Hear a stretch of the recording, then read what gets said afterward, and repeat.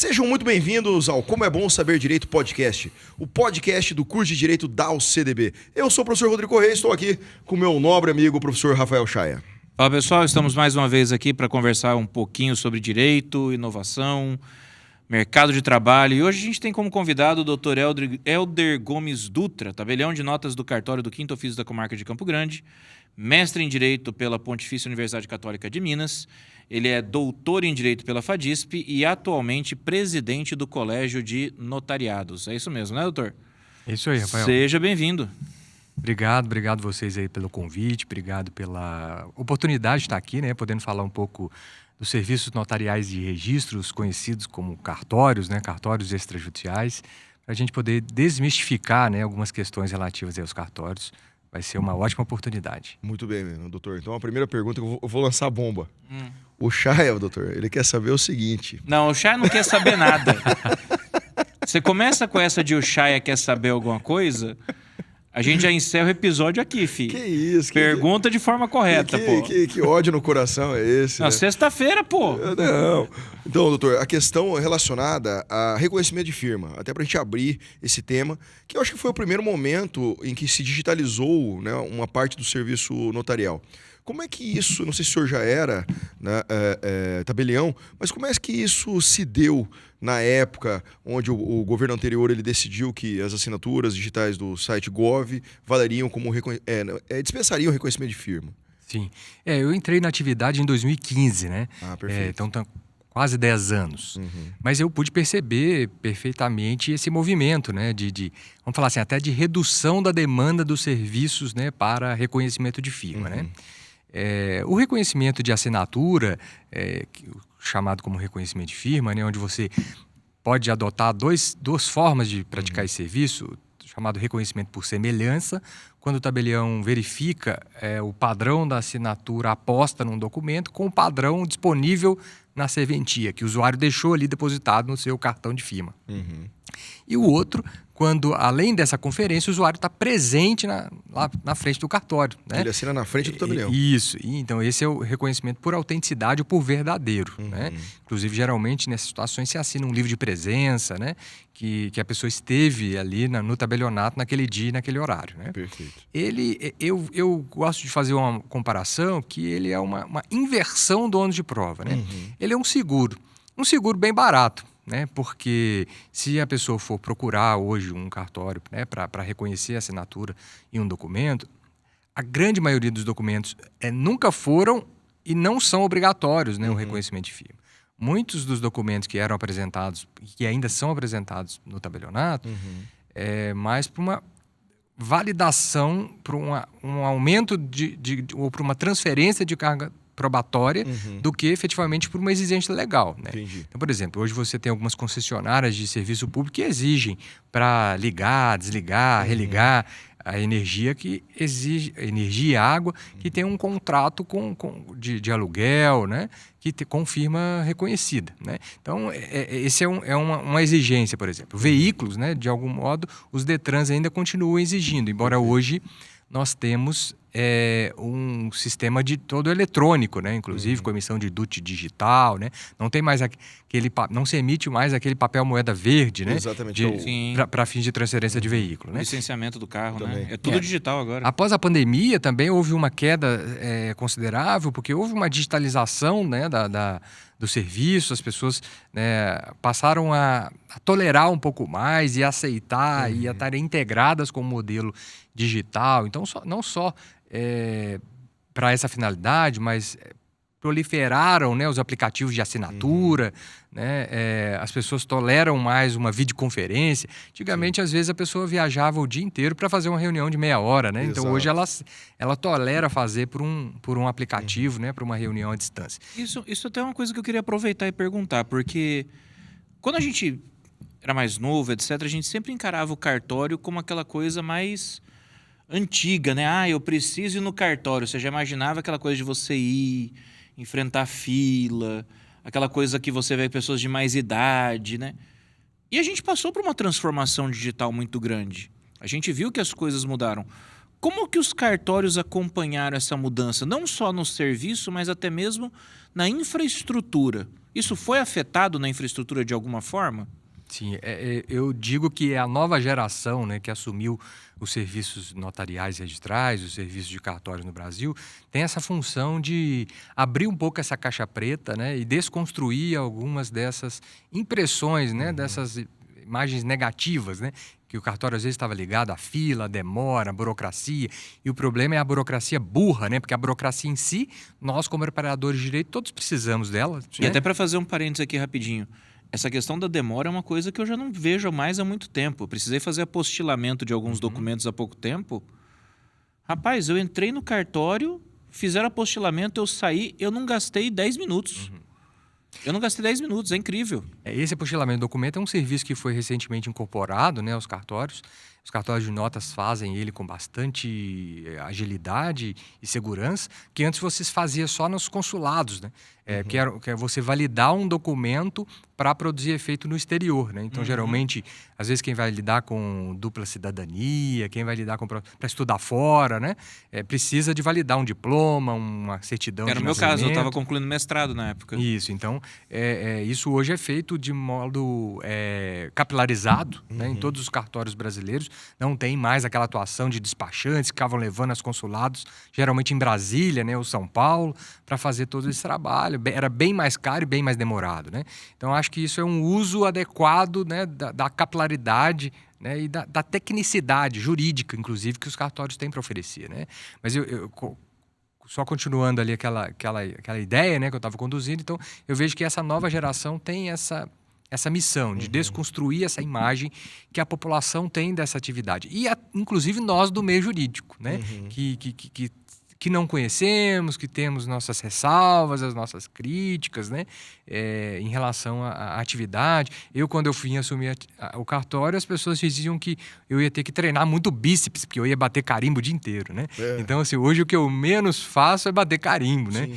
Principalmente porque, especialmente com a pandemia, né, hoje já são praticados, hoje num cartório de notas, né, eu represento o Colégio Notarial do Brasil, seção Mato Grosso do Sul, que reúne todos os cartórios de notas do estado, né, de Mato Grosso do Sul, você consegue praticar todos os serviços, né, pelo aplicativo do e-notariado no celular. Né, inclusive um reconhecimento de firma. Né, você nem precisa ir ao cartório para ter uma assinatura, né, digital com força de reconhecimento de firma. Né? Então, do mesmo modo, escrituras, procurações, né? Dizia aqui um pouquinho antes dos bastidores que a gente estava falando de uma ata notarial, né, que foi feita uma constatação, e o solicitante da ata notarial não vai ao cartório assinar. Ele não foi ao cartório hora nenhuma. Né? Ele solicitou o serviço no cartório, o cartório foi no local para fazer a constatação e ele vai assinar, né, via ou por um certificado ICP Brasil, da plataforma do Instituto de Chaves Públicas, ou se ele não tiver um ICP Brasil, ele pode fazer um certificado notarizado dentro da plataforma do e-notariado, que é gratuito. Né? É um certificado que, por enquanto, tem uso, né, validade dentro da plataforma do e-notariado. A gente está querendo expandir, né, esse uso. Mas, assim, além dos serviços em si, né, eu posso dizer que talvez os cartórios brasileiros sejam esse serviço público que tem uma estrutura interna de TI mais bem equipada. O CNJ, né, é um órgão que, a partir da sua criação, passou a regular bastante, inclusive no extrajudicial. Né? Tem provimento do CNJ para tudo que se imaginar, inclusive em requisitos mínimos de TI. Né? Tem um provimento 74 do CNJ que exigiu, né, então, um servidor robusto, replicação de arquivos, né? A salvaguarda de arquivos com backup em nuvem, backup físico. Né? Tem o desafio da proteção de dados agora também. Sim, que se ampliou ainda mais com a Lei Geral de Proteção de Dados. Né? Então, eu posso dizer que esses ataques, né, que às vezes a gente vê, cyberataques, essa busca de roubo de dados, de acesso a dados, eu talvez poderia dizer que a instituição notarial de registro seja uma das mais protegidas do Estado. Né? E tudo isso em decorrência desse avanço, né, dessa adequação, dessa nova geração. Né? A plataforma do e-notariado é feita com tecnologia blockchain, né? Então, todos os dados ficam armazenados. Então, né, é até mais seguro, né, às vezes, um ato feito na plataforma do e-notariado do que um ato físico. Né? Na plataforma do e-notariado é feita uma videoconferência, né, em que essa videoconferência fica arquivada, pelo menos até o momento, eternamente na plataforma do e-notariado. Então, e ali é validado os aspectos principais do negócio jurídico que está sendo praticado. Né?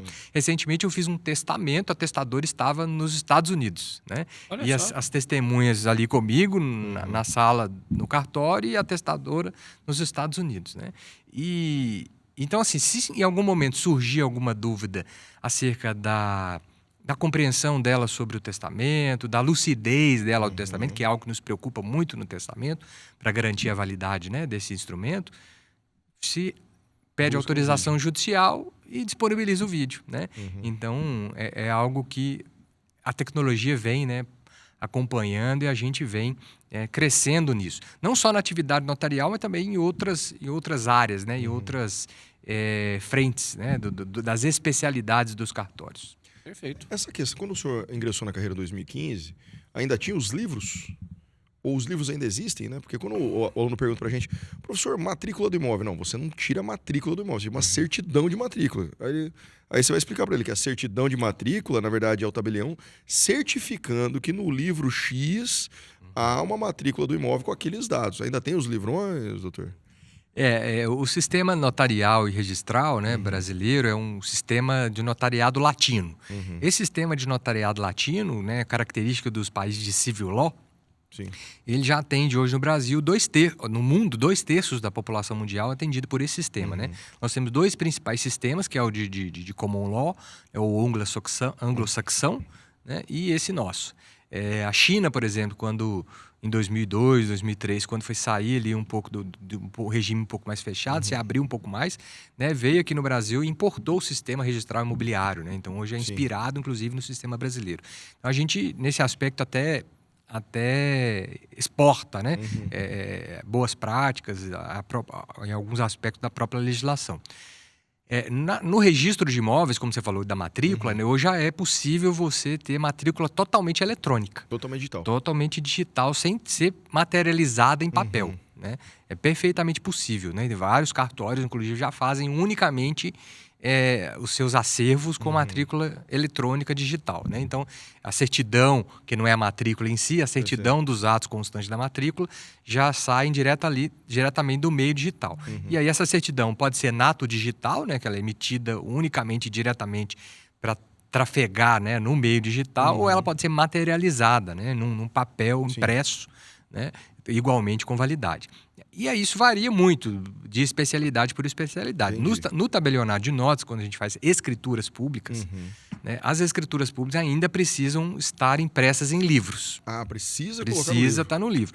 Os livros precisam estar digitalizados, mas eu não posso descartar o livro. Né? Então, é um trabalho dobrado, então, né? Tem um duplo armazenamento. Né? Tem o livro e tem o livro digital e o livro em backup, o livro em nuvem, né? Então tem vamos falar assim, um mau aproveitamento de recursos, inclusive, né? Porque se você tem ele em vários formatos, né? Ele está ocupando muito espaço, né?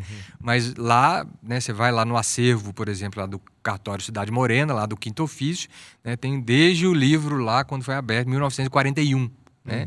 Então tem lá o livro, né? Que à época era manuscrito, né? Tá lá arquivado. Eu recebi, né, um arquivo, dei continuidade, então tá tudo lá. A mesma coisa no registro civil das pessoas naturais, por exemplo, onde faz nascimento, casamento, óbito, também, né, tem o livro, né? Tem o livro físico e tal. E esses livrões, né, que você referiu, né, hoje eles já não existem mais, né? Eram chamados, no sistema anterior ao sistema da matrícula do imóvel, né? O sistema anterior à Lei de Registros Públicos, que a Lei de Registros Públicos é de 1973, com a vacatio legis de 3 anos, em 76 que ela passou a de fato ser operacionalizada. Né? Antes disso, tinha os livrões de transcrição. Então, a pessoa fazia uma escritura pública e o registrador de imóveis ele não colocava isso num único num único repositório, num repositório específico por imóvel. Entendi. O repositório, ele era contínuo, né? É um E ele, livrão que e ele tinha um índice Uhum, de acordo com o nome das pessoas, né? entendi. Então, você tinha que ir fazendo um link ali em vários livros que E tinha. era na ordem que registrava, não tinha uma ordem alfabética, não tinha nada. Nenhum. Né? Mas esses livros ainda existem, né? Se você for aqui, por exemplo, do primeiro registro de imóveis de Campo Grande, ele tem um acervo enorme, né? E muitos livros, e ainda tem que restaurar, cuidar, né? Então, esses livros também não podem ser, ainda que digitalizados, né? Eles não podem ser descartados. Mas na opinião do senhor, quanto tempo para eles um dia se tornarem uma peça de museu? Quando que a gente vai poder, assim, decretar o fim desses livros? O que você acha que falta para Complementando a pergunta, exatamente. Por que não virou ainda só O digital? que O falta tá para faltando? decretar o fim desse livro? Nós estamos vivendo tempos muito disruptivos, né? E mudanças que a geração, né? Que a nossa geração mesmo, a geração dos meus pais, a gente via para acontecer 30, 40, 50 anos, hoje em 2, 3 anos, né? Isso já está ocorrendo, né? Então eu vejo que a única coisa que falta mesmo talvez seja uma mudança de cultura, né? Principalmente pelo Poder Judiciário, né? Que fiscaliza a atividade, né? Que hoje tem um poder de regulação muito forte sobre a atividade. Né? Às vezes ele regula até avançando o que não está propriamente descrito na lei. Né? A gente hoje tem quase uma pirâmide de Kelsen invertida, né? Porque o Código de Normas da Corregedoria e o Código Nacional de Normas do Conselho Nacional de Justiça, né, tem uma força muito grande para a gente, né, do CNJ. Eu acho que na hora que aparecer ali um corpo, né, de magistrados, de gestores do Poder Judiciário um pouco mais audaciosos e talvez com um pouquinho mais de compreensão, né, da relevância do digital, né, do tecnológico, a gente acho que sepulta esses livros. Porque o senhor mencionou a tecnologia da blockchain. A tecnologia da blockchain é um protocolo de confiança.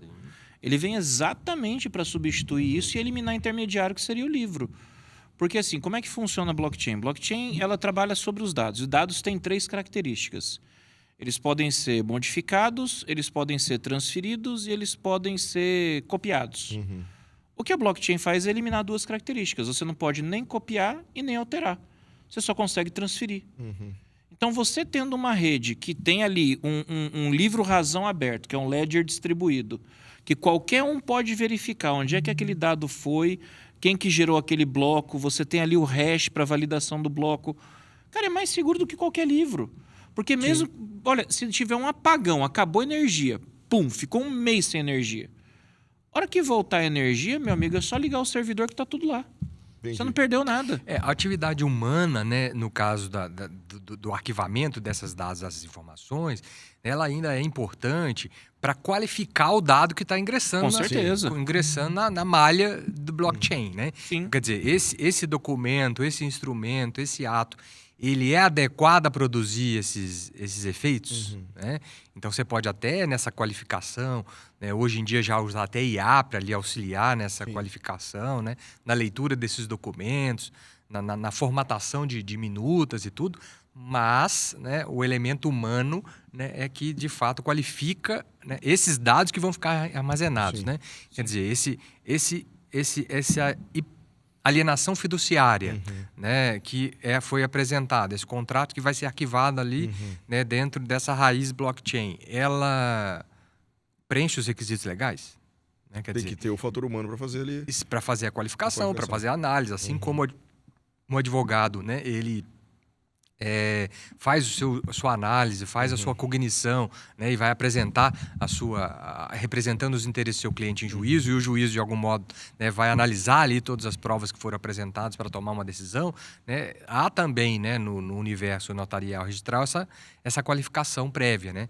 Mas a união, por isso que ela não por isso que se fala e se falou que o blockchain como um substitutivo, né, do serviço notarial registral. Não substitui completamente. Ele é um grande aliado, inclusive. Sim, com certeza. Um grande aliado. É justamente isso que eu penso. Ele é uma ferramenta. Quando falando em NFT, que teve aquela febre do NFT, né? E tem agora a tokenização imobiliária, que está rolando com força pela Comissão de Valores Imobiliários. Exatamente. Então, assim, o que eu pensava, o cara usava NFT para vender imagem de macaquinho. Eu falei, não faz sentido. Eu acho que NFT, ele deveria, por exemplo, representar uma certidão de matrícula, de repente. Por exemplo. Né? Porque você tem aquela NFT da matrícula e o NFT te garante a propriedade do imóvel. Aí, por exemplo, deixaria isso a critério dos cartórios de registro de imóveis e a transferência dependeria da escritura pública feita no cartório de notas. Aí, só que isso tudo digitalmente. Então, por exemplo, doutor, o que eu pensei numa época? Se o Drex virar realidade, né, o real digital, você pode fazer um smart contract onde caiu o dinheiro na minha conta, vai o comando para o cartório de notas. O token já é transferido para a carteira do outro. Realiza a escritura, a qual já dá o comando para o cartório de registro de imóveis para fazer a alteração na matrícula da propriedade. Sim. Só que aí a gente tem que acabar com o livrão. Se tiver o livro, não dá pra Hoje, fazer. por exemplo, surgiu tem um provimento, né, um provimento do Tribunal de Justiça do Rio Grande do Sul, né, que disciplinou o início, né, dessa tokenização, né, e depois disso a gente já teve vários avanços, né.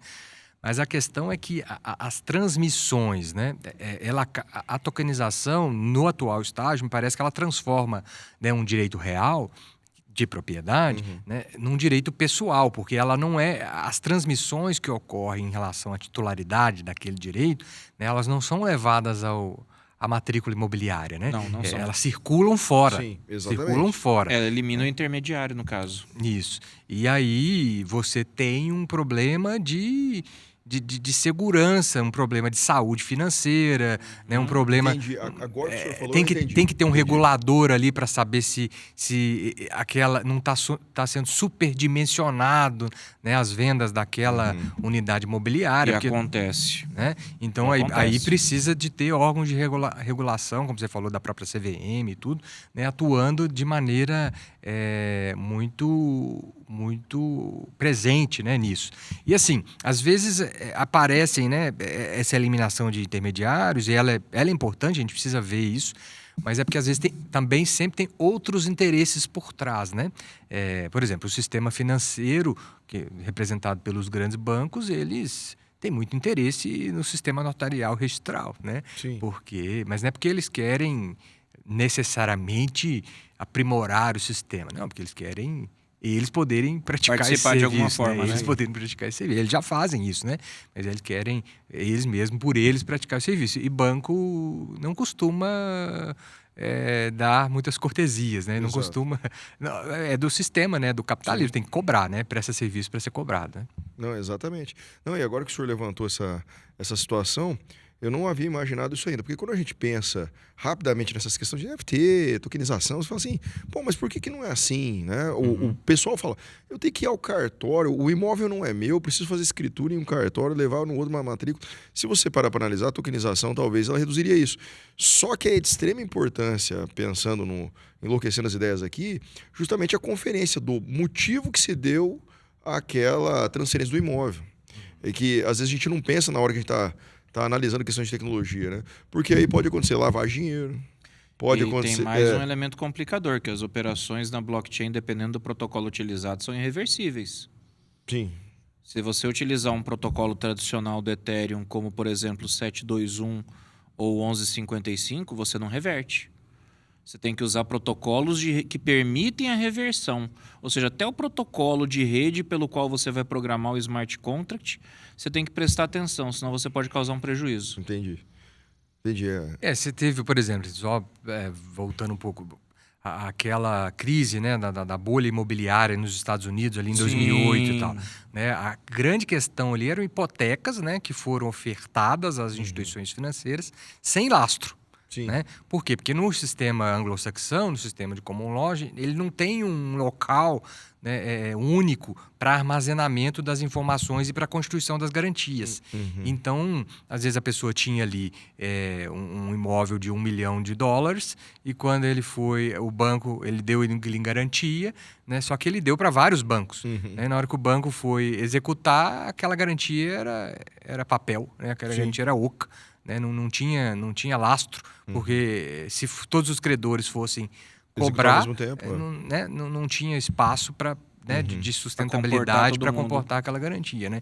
Então isso trouxe um grande problema. Né? No sistema anglo-saxão, por exemplo, no sistema americano, Se você vai comprar um imóvel, necessariamente está incorporado à compra de um imóvel um seguro. Uhum. Né?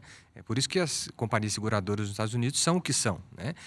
Porque estão presentes em quase tudo. Né? E a seguradora, geralmente, ela vai fazer uma análise de risco com base em algumas pesquisas, que ela vai em diversos cadastros, né, da prefeitura, cadastros públicos, outros privados, que ela vai verificar qual que é a probabilidade daquele imóvel ser, de fato, né, daquele vendedor, e qual é a probabilidade de o comprador não ter, né, problemas com isso. Aí, com base nisso, ela chega lá um cálculo atuarial, por exemplo, 80%.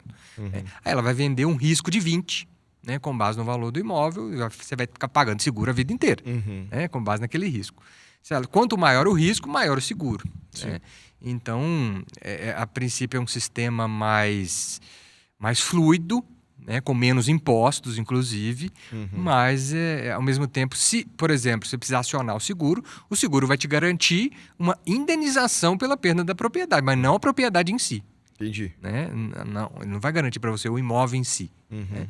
Então, são sistemas, né? São adaptabilidades, não quer dizer que tem um que é necessariamente melhor ou pior. Né?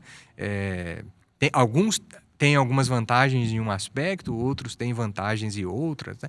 Por exemplo, o notary public no sistema anglo-saxão é muito comum. Você, às vezes, está num posto de gasolina, tem um notário público lá. Né?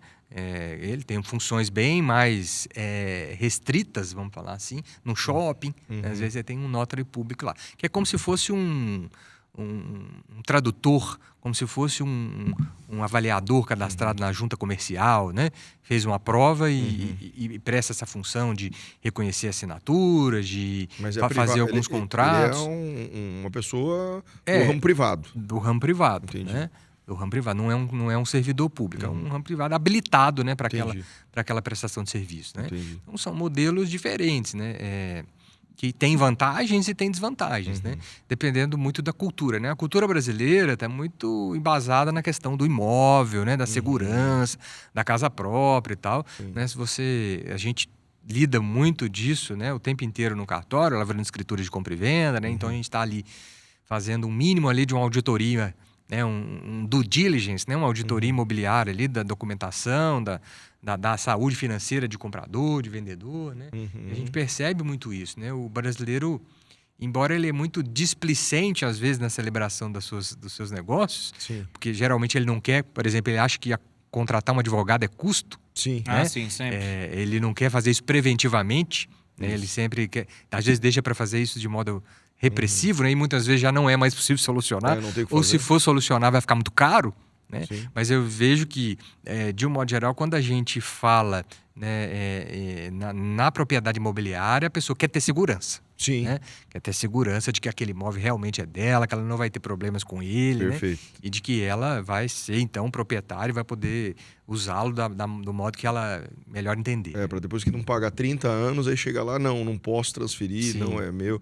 Não, concordo. E, doutor, lá no cartório do senhor, iniciou-se já os divórcios com menores de idade, que recentemente o CNJ autorizou o cartório? Sim. Esse movimento aí de desjudicialização, né, é um movimento muito interessante, importante para o fortalecimento, para ampliação de atribuições, de espaço, né, do sistema notarial e registral. Ele começou antes disso, mas de modo mais forte, né, em 2007. Sim. Que foi com a Lei 11.441. Quando começou aquele extrajudicial, né? Isso, que alterou o CPC de 73 para permitir, né, os inventários extrajudiciais e os divórcios extrajudiciais. Né?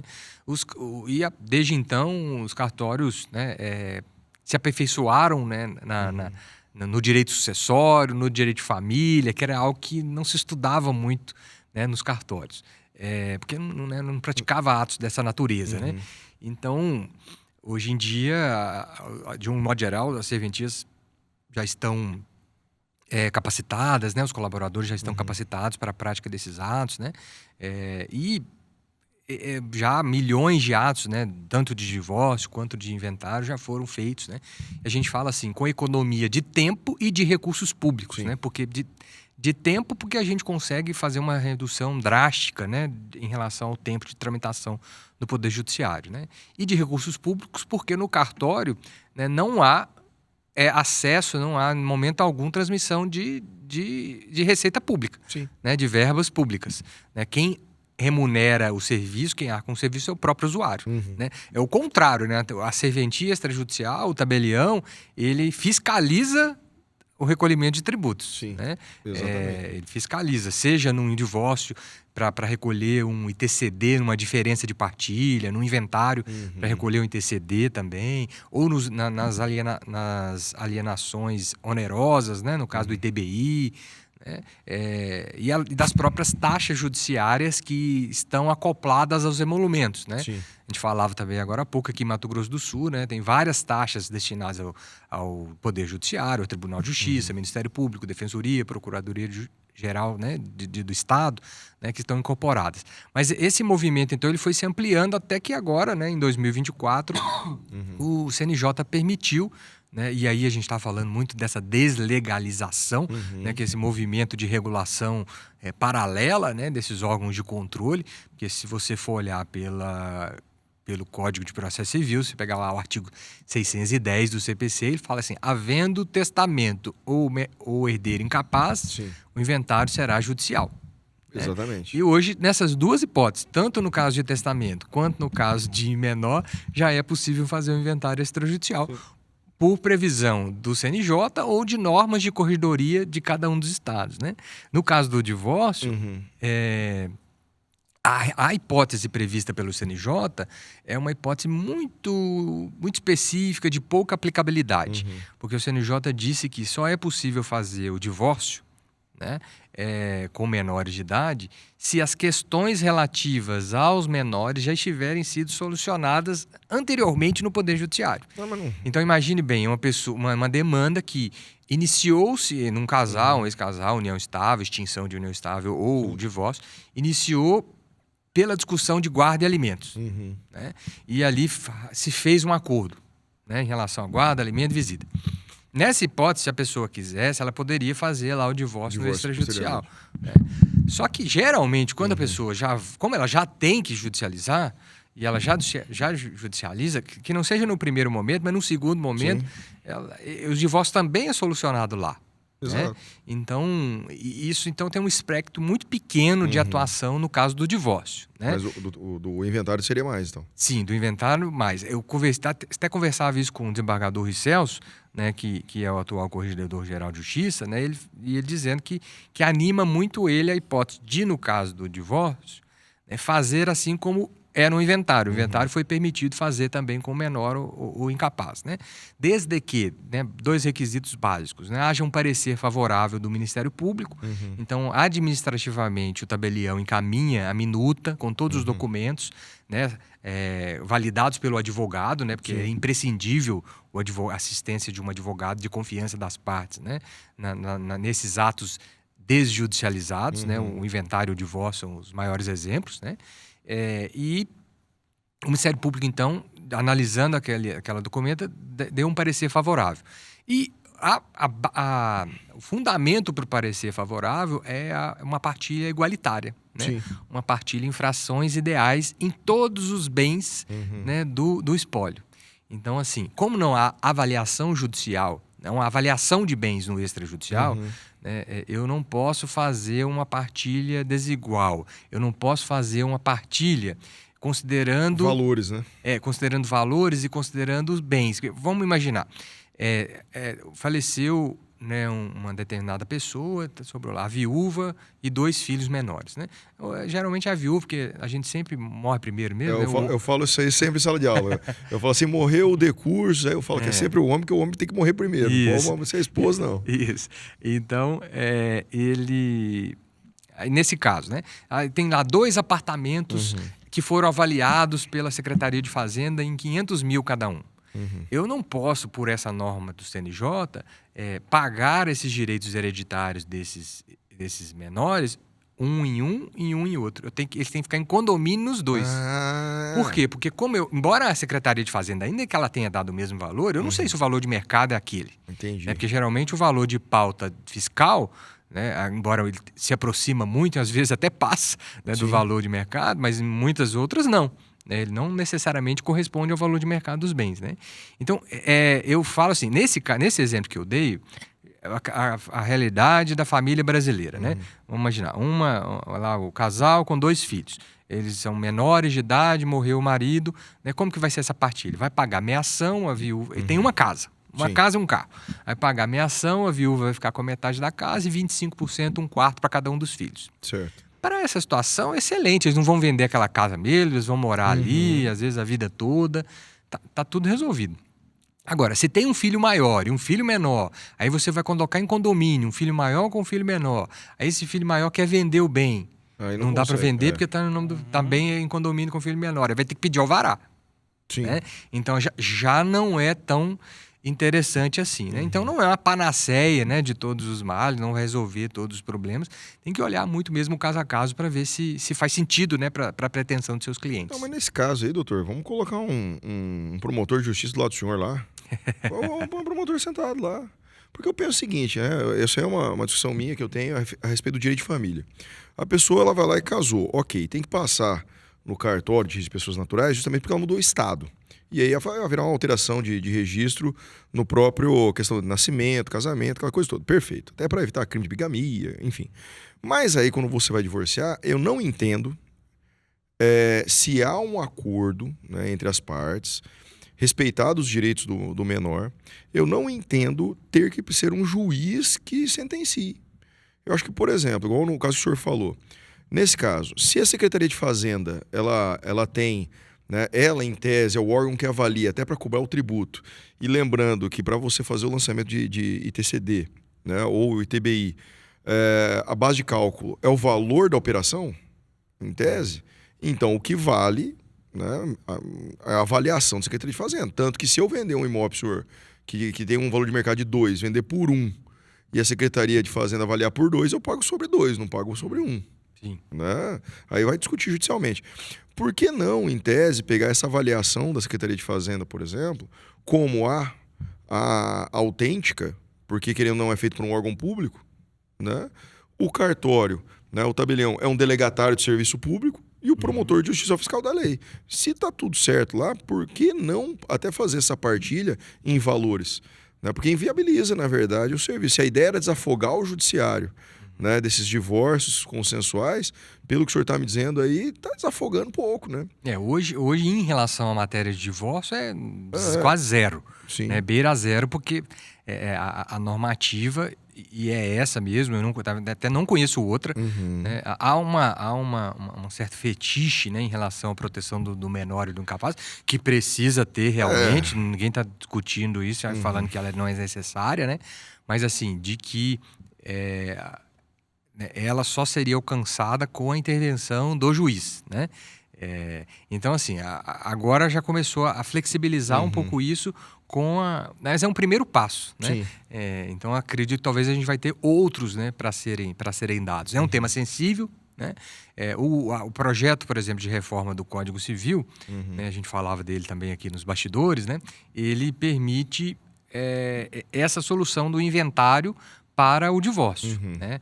Ele propõe a mudança que possa ser feito o inventário por escritura pública, mesmo com menores de idade, desde que haja um parecer favorável do Ministério Público, né? Inclusive fixando alimentos, né? Se a questão se modificar, se a questão não for estabelecida, porque dentro da regra da guarda compartilhada e tudo, né? Se a questão se modificar, as portas do judiciário vão estar abertas, né? O tempo inteiro, né? Porque essa é uma característica desse tipo de demanda, inclusive. Né? Inclusive o senhor falando uma questão mais conceitual, por exemplo, qualquer coisa de jurisdição voluntária podia ser lá no cartório. Sim. Por que não? Por exemplo, divórcio, qualquer coisa. Eu tô até enlouquecendo aqui as ideias. Porque se você tirasse essas questões de jurisdição voluntária do Poder Judiciário, o Poder Judiciário é só se ocupar com a lide mesmo. Não temos acordo. Aí o juiz decide. Que aí é função do Judiciário. Agora, aquilo que as partes estão de acordo, só precisa de a homologação de alguém. Isso. De alguém que tenha ali, que seja imparcial. Eu não vejo porque o tabelião não posso fazer isso. E assim, em matéria, né, especialmente a gente está falando de família, de sucessões, né? De algum modo, especialmente de sucessões, a gente tem buscado instrumentos que nos permitam maior autonomia, né? na tomada de decisão, na escolha de herdeiros, né? Sim. Eu até, a minha tese de doutorado é intitulada Premissas para um Direito Sucessório Mínimo. Uhum. Né? Que um direito sucessório em que o autor da herança tenha, né, a sua vontade considerada de maneira um pouco mais ampla, né? Uhum. E é isso, inclusive, que alguns aspectos até o novo Código Civil propõe ali em revisão, né, no livro de Direito das Sucessões, né? A proposta do novo Código Civil, né? Revisitando ali o rol de herdeiros necessários, né? Revisitando ali também a vedação dos pactos sucessórios, né? Que é algo também muito difícil de se discutir no âmbito do direito das sucessões. Então, eu acho que quanto mais autonomia, né? E autonomia implica responsabilidade. Sim, né? claro. Esse é uma dualidade que, às vezes, eu vejo muitas vezes o cidadão comum não querer enfrentar, né? Ele quer autonomia, mas a decisão que ele tomou implica responsabilidade. E às vezes ele não quer a responsabilidade. Mas isso que eu ia Exatamente. perguntar, será que não é algo muito sintomático? Porque a gente percebe que a maioria da população quer sempre que alguém resolva o problema para ele. Ele não quer ter que resolver o próprio problema, ele quer que alguém possa intervir e resolver para ele. Seja o Estado, seja um terceiro, seja o cartório. Então, assim, eu concordo com o Rodrigo que a questão da autonomia seria interessante. Mas até que ponto o cara quer essa autonomia? Ah, dá para você resolver no cartório fazendo as coisas. Ah, não quero. Quero entrar no judiciário e deixa que o judiciário quebra o pau para mim lá. Você falando isso aí, eu vejo, doutor, a questão, por exemplo, muito de direito de família, né? Porque quando a gente fala em pensão, por exemplo, eu chego para todo mundo e falo, pensão é a coisa mais simples de você fazer. É um cálculo muito simples. A pergunta é, quanto a criança gasta? X. Quanto o pai ganha? Y. Quanto a mãe ganha? Y menos 2. Você senta, faz o cálculo de necessidade, proporcionalidade, enfim, chega num valor. Aí é saber, o pai consegue pagar ou não? Ok, mas o que eu vejo, aí você chega numa conta, você vai fazer, né, aquela mediação, você chega na conta. A conta é essa. Não. Eu quero que o juiz decida. Você consegue pagar esse valor? Consigo, mas eu quero uma decisão judicial. Mas, bicho, se você assinar esse negócio aqui, o juiz vai bater o carimbo, vai homologar e é uma decisão judicial. Não, mas é o juiz que tem que decidir. Aí como o senhor até comentou há pouco, é um fetiche que o juiz tem que decidir. Aí a pessoa não quer a responsabilidade da tomada de decisão pela vida dela, né? Estranho isso. É uma visão um pouco mais paternalista, né, que nós temos, né, como o Chay colocou, que um provedor, né, sempre alguém que vai vir, e aí a gente pode carregar isso para todo um salvador da pátria, né, que vai vir e vai resolver os nossos problemas, né, que também tá nessa cota, né. E assim, às vezes então a gente deixa de tomar decisões. Eu vejo que nós, né, do universo jurídico também tivemos e talvez ainda temos, mudando um pouco, mas uma cultura de formação jurídica muito adversarial, né? Exato. Pouco conciliatória, né? E no extra é conciliação, é Sim. consenso, né? Lógico que não é aquele consenso romantizado, né? Às vezes, marido e mulher querem se divorciar, mas não querem nem ver um ao outro. Sim. Né? Então, um vai num horário, outro vai em outro. Exato. Né? Um assina pelo e-notariado remotamente, tá já mudou da cidade, né? E assina lá de onde ele está, e o outro vai no cartório assinar fisicamente, né? Então, isso tudo é algo que a gente precisa considerar. Né? E a gente está conversando, ó como as coisas giram e cai no mesmo assunto. Acabei de receber aqui, ó, alguns documentos para assinar. E aí me pediram aqui, ó, preciso da sua assinatura física nos documentos. E eu acabei de perguntar, posso usar a plataforma do Gov para assinar e te mandar? Não, tem que ser física. Então tá bom, então eu vou me deslocar até o local para só escrever em 6 papéis e vou embora. Eu, se fosse você, sabotava. Escrevia tudo errado. Fazia a sua assinatura tudo errada. Faz uma assinatura diferente para cada um, né? Uma para cada um, pronto.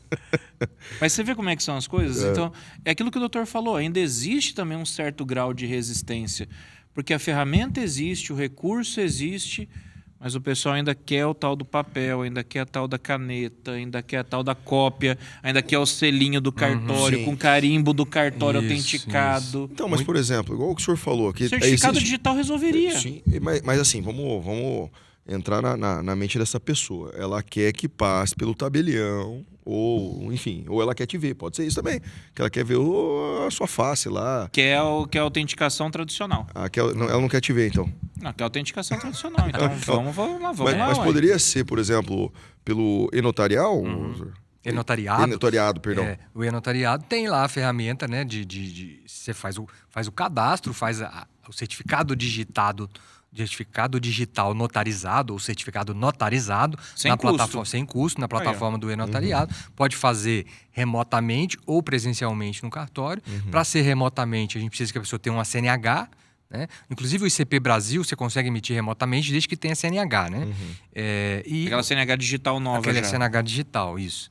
E que a gente consegue validar, né? Inclusive a plataforma do e-notariado, ela tem um convênio, né? Ela faz um check com o Senatran, né? Então, dali 98% de chance de compatibilidade da biometria digital e a facial. Então, é mais seguro, inclusive, para mim, fazer por lá o ato notarial, que não é um estelionatário, do que nos atos físicos. Né? A gente tem um grande gargalo nos atos físicos, né, de atuação de estelionatário. Né? As pessoas chegam lá com documentos falsos, né? Muitas vezes o papel é verdadeiro, né? Foi às vezes extraviado de dentro da secretaria de alguma das secretarias, de algum órgão emissor, ou a pessoa apagou os dados e imprimiu por cima, né? Você faz ali a verificação. Né? O papel moeda ele é perfeito. Os cartórios, a gente faz, lá no cartório Cidade Moreira, a gente faz periodicamente cursos de documentoscopia, que é a análise dos elementos de segurança dos documentos, né? Justamente para verificar, para quem olha na lupa, olha na luz ultravioleta, né? Então isso ainda existe. E em algumas situações, nesse âmbito meu de experiência de 10 anos, já aconteceram poucas, mas algumas situações em que o estelionatário conseguiu, né? Conseguiu se passar por outra pessoa e vender um imóvel, por exemplo. Olha aí. Se passando por outra pessoa. Né? E isso é muito ruim para mim, enquanto eu não sou um segurador universal das transações. Mas se tem algo que as pessoas, de um modo geral, né, veem como um legado da instituição cartória, é a segurança. Né? Às vezes a Dona Maria, está lá com a escritura dela, né? Ela fala escritura, debaixo do colchão, naquele papel, naquele saquinho de açúcar grosso. Exato. Né?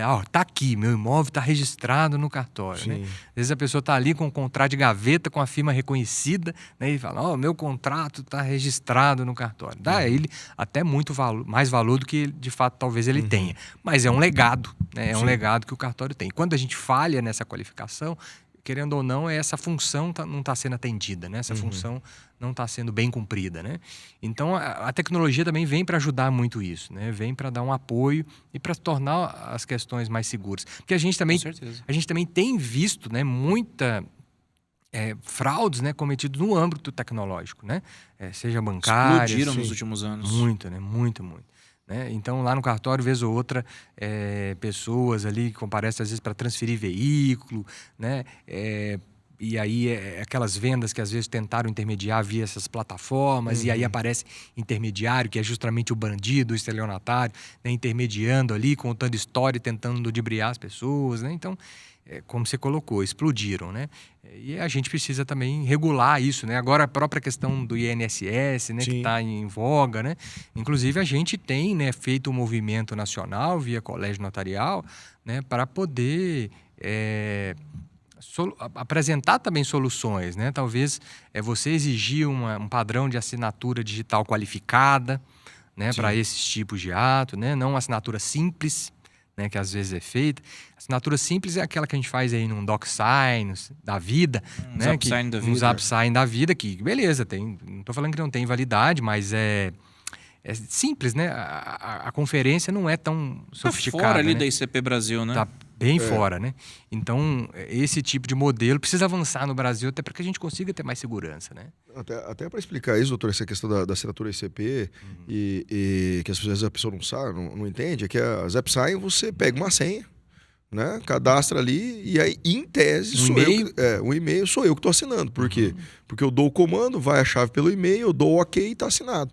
Só que no ICP Brasil não é assim, né? Por exemplo, igual o recém advogado, né? Aí eu sempre falo, ó, você vai lá, pega sua carteirinha, já passa ali no AB e faz seu token, né?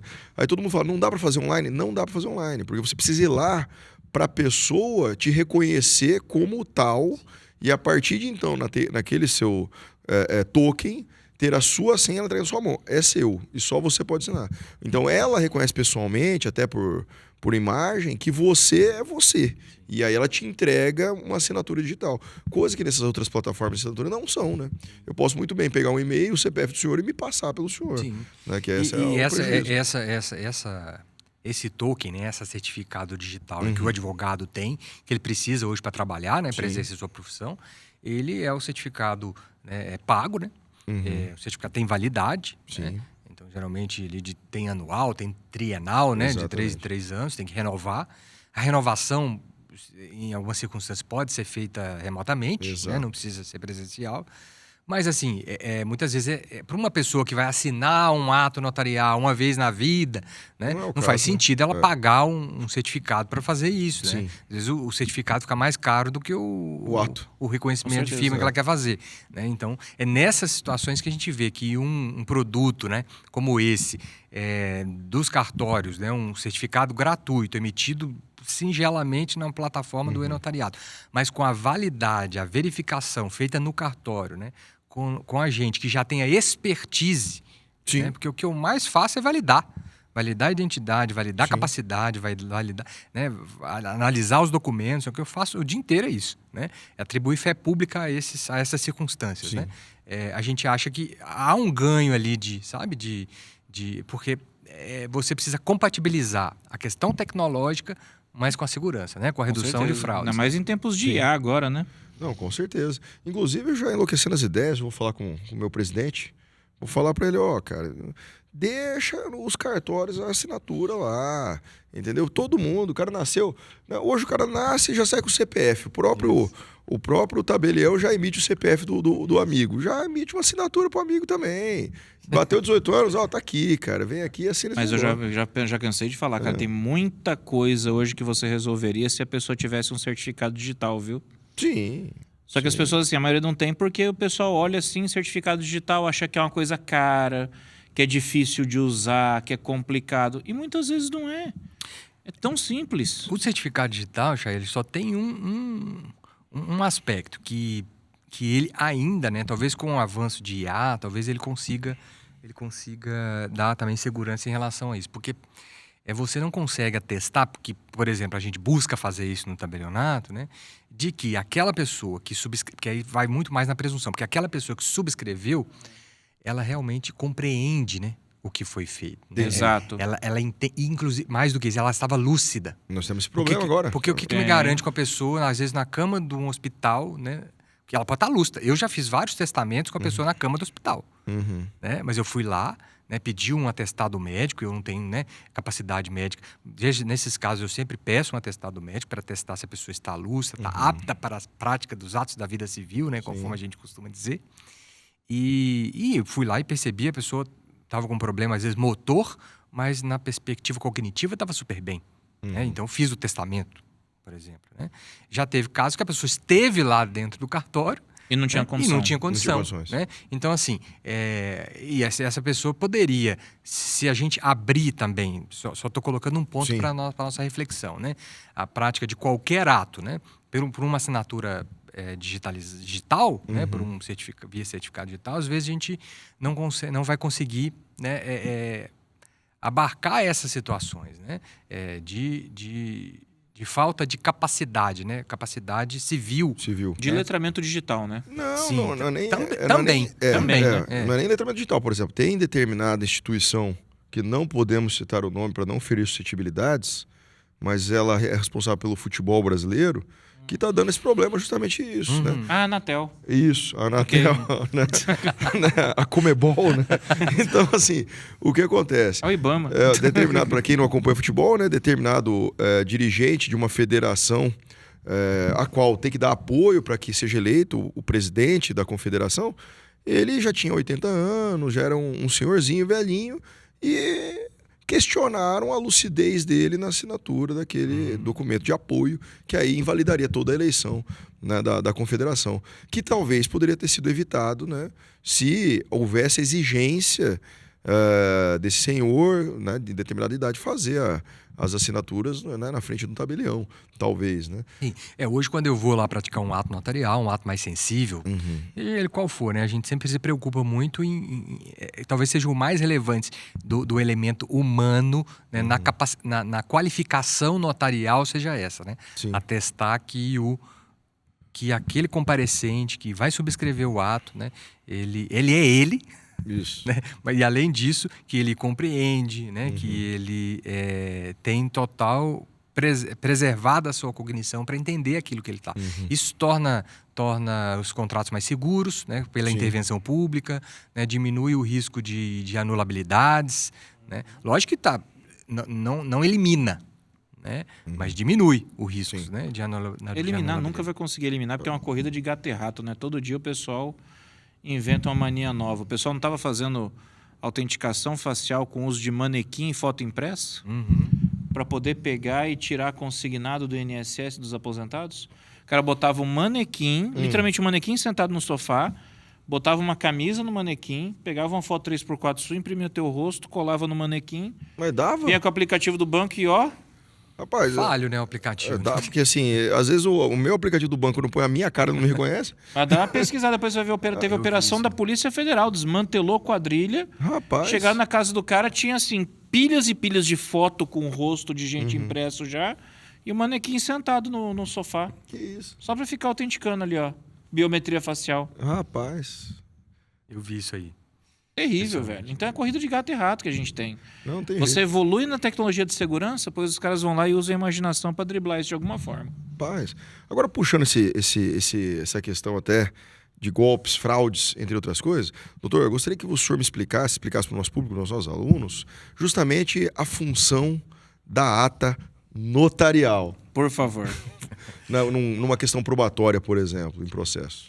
A ata notarial ela ganhou ainda mais evidência, né, com o Código de Processo Civil de 2015, né, embora ela já é um instrumento bem mais antigo, a Lei 8935 de 94, que é chamada Lei dos Cartórios, né, Lei dos Notários Registradores, ela já previa esse instrumento, né, e é um instrumento que pode ser usado e é usado, né, de maneira muito dinâmica, principalmente na atuação do advogado, né? Com o intuito de levar, né, ao juízo ou órgão administrativo, né, uma prova que foi coletada, percebida por um agente, no caso do tabelião, agente público imparcial. Sim. E aí o tabelião pode coletar essa prova, esses elementos, né, por qualquer um dos seus sentidos, né? Por exemplo, eu fui acionado uma certa vez para fazer uma ata notarial numa sexta-feira à noite, né, numa conhecida rua aqui de Campo Grande, né, pela vizinha de um bar, né, que ela queria constatar de que era uma verdadeira arruaça, né, que o bar fazia na calçada e os frequentadores iam para a rua, né, e ela queria constatar isso através de um tabelião, né? E aí eu companhia de um escrevente, né, nos deslocamos na sexta-feira à noite lá para a esquina, Eita, sexta-feira, para a porta lá do bar, não podia consumir bebida alcoólica, né, estava em trabalho, né? Sim. Então, e ficamos ali, né, a constatar. E realmente o bar começou a encher, né? E a calçada já não cabia mais, e fechava a rua, e carro passava acelerando, né? E moto acelerando. Tem que ter um randanã, né, doutor? Sim, Senão não tem graça, né? Sim. E aí, num dado momento, a casa da senhora, assim, logo do lado do bar, um frequentador lá do bar levanta, né? Vai lá e faz aquele belo xixi, né? Na porta da casa da senhora, né? E aí eu constatei tudo, né? Fiz toda essa descrição, tirei fotos ali mais à distância, né, para demonstrar como que o local era ocupado, né, naquele determinado momento. Ó, cheguei às 18h30, saí às 19h45, né? Então, mostrando todo o lastro e toda a cadeia, né, de tudo que foi coletado, né, de maneira imparcial, sem fazer julgamentos, né, sem fazer juízo de valor, dizer se estava errado, se estava certo, se não podia fazer o xixi lá na porta da casa da dona. Nem isso eu posso dizer. na ata notarial. Só fala o que está acontecendo, o que é observado. É o fato. É um retrato. Sim. É um retrato, é uma foto. E esse é um exemplo, mas a gente faz, Sim. por exemplo, muitas atas notariais para entrega de imóveis, às vezes por um inquilino. Um inquilino às vezes danificou o imóvel, aí o proprietário chama o tabelião para ir lá constatar, né, o estado do imóvel como foi entregue. Né? Então a gente faz a constatação, do mesmo modo, sem fazer julgamento, sem falar que quem fez aquilo foi o inquilino, não sei. Né? Às vezes, e sem evitar subjetivismo. Então, às vezes o proprietário chama, solicitando a ata e diz assim, essa parede está muito suja. Né?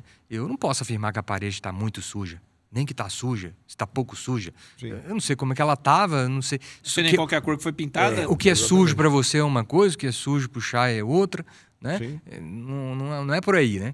Então, esse tipo de observação não auxilia a ata, né? Até prejudica. Porque às vezes a pessoa acha que eu estou querendo... Eu não estou ali para defender uma versão. Né? A versão do solicitante. Ele não é meu cliente nesse sentido. Né? Ao contrário do advogado, que quando é contratado por uma determinada pessoa, tem que defender aquela posição do seu cliente, não é verdade? Exato. Óbvio que até determinados limites, né, éticos e tudo, mas tem que defender a posição do cliente. Não é esse o papel do tabelião. Né? E nos meios digitais, a gente também é muito procurado, né? Na ata notarial, para fazer constatações em WhatsApp, né?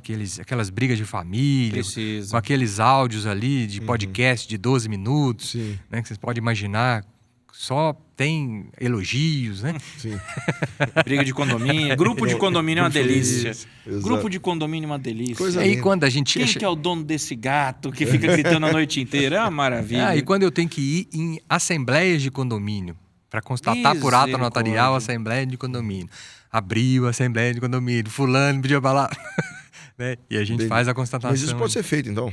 Pode. Então, por exemplo, um advogado... Pode e é feito. Dois advogados ali que estão defendendo os seus clientes, eles podem, por exemplo, solicitar uma audiência entre as partes para uma tentativa de acordo e o senhor pode ir lá e registrar essa ata com o transcorrer da... Eu já fui até uma situação assim, engraçada, mas já fui fazer uma constatação, por exemplo, da audiência de condomínio. Chegou lá, tinha um tabelião, né, pelo síndico e outro tabelião pelo outro grupo lá, né, de moradores, né? Eu falei, vamos fazer junto aqui as atas notarial, porque não pode sair coisa diferente, né? A gente tem que ver a mesma coisa, né? Exatamente. Mas então... Eu posso dizer, doutor, sobre a ata notarial, assim, que as pessoas, muitos, a gente sabe, que vão à delegacia registrar ocorrência, né? E eles falam, não, tô indo registrar ocorrência para preservar meus direitos. Mas aí não tem crime nenhum, é só um relato sobre determinada situação. A ata notarial já basta para isso, né? Poderíamos fazer isso através de ata notarial? Eu penso que sim. Tem um cuidado aí na constatação feita pelo tabelião, que é a questão, não necessariamente a questão do ilícito. Né? Fatos ilícitos, obviamente, podem ser constatados por ata notarial, né? Senão a gente não estaria... Várias dessas questões que nós estamos falando aqui são atos ilícitos, né? Mas a questão é, às vezes, quando perpassa a seara criminal. Entendi. Né? Por exemplo, a pessoa teve ali um acidente de trânsito que ocasionou vítimas, né? É delicado eu chegar ali e substituir a perícia criminal, né? Sim. Assim, para dizer que foi assim, foi assado, que foi de tal modo, né? Tem um cuidado também em relação a isso na ata notarial, né, com crimes relacionados à sexualidade, né, e principalmente de crianças e adolescentes. Né? Então, às vezes, a gente pode fazer uma determinada constatação. Né? Já chegou solicitação de constatações de pessoas nuas, né, no WhatsApp, de atos sexuais. Né? Então, assim, e o que acontece? Qual que é o grande gargalo? É que isso é feito a partir do momento que eu coloco num livro notarial e público. Né? Então, assim, se você chega lá e me solicita uma certidão daquele ato notarial, né, em princípio eu não posso negar, né, aquela certidão daquele ato notarial. Né? Então, ele acaba tendo uma publicidade indireta. Né? Algumas corregedorias de justiça estadual, né, permitem que, em situações como essa, o usuário solicite, né, que seja em virtude da exposição da sua privacidade, que ele solicite ao tabelião, né, vamos falar assim, entre aspas, o segredo de justiça, né? Quer dizer, que aquela certidão não seja emitida, né, a não ser por uma pessoa, por ele ou por uma pessoa autorizada por ele ou por ordem judicial, né? Mas isso não é, aqui, por exemplo, não temos essa norma, né, aqui no Mato Grosso do Sul. Mas aí são questões mais sensíveis, né, que a gente acaba tratando, né? Teve um determinado momento, só para lembrei que só para talvez em relação ao ato notarial a gente fechar, a gente fez um vídeo, né? Quer dizer, foi feito uma empresa solicitou a gente para que fizesse uma ata notarial de uma espécie de documentário, um filme que foi feito à época, o filme chamava até O Mecanismo, né? A época ali da operação da Lava Jato, né? E tal. E a empresa, ela tinha o nome dela, dentro de um diálogo no filme, havia uma indicação ali de uma propina, de uma corrupção, e o personagem indicava assim, faça contato aqui comigo nesse cartão. Aí focava-se no cartão, e o nome da empresa que estava ali era o nome da empresa daqui de Campo Grande. Nossa. Entendeu? Só que é um nome mais comum, mas não é um nome...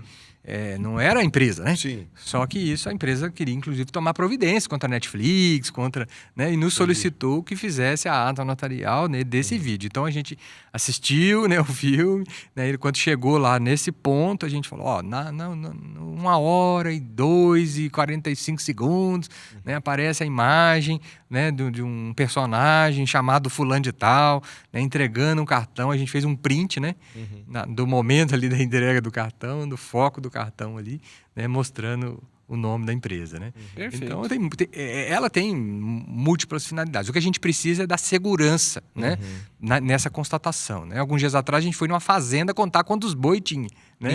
Então foi passando aqui em Campo Grande, né? Foi passando os bois lá no curral, lá esqueci até como é que chama o nome lá da porteira, né? E aí foi contando 1, 2, né? E tinha 435, 37, não sei. Tá bom. Tudo isso é por ata notarial. Excelente. Tá acabando nosso tempo.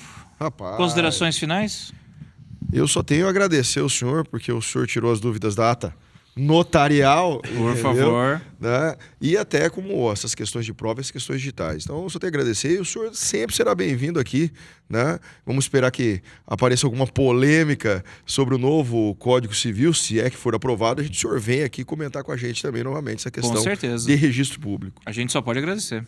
Eu que agradeço vocês aqui, o espaço aqui na UCDB, essa instituição tão valorosa aqui para nossa Campo Grande, para o nosso estado, né, para o universo jurídico. Para mim é uma alegria estar aqui. Obrigado pelo convite. E sempre que chamar, estamos aqui de volta. E, doutor, Perfeito. quer deixar algum contato de rede social ou de site para as pessoas poderem acompanhar o trabalho do senhor?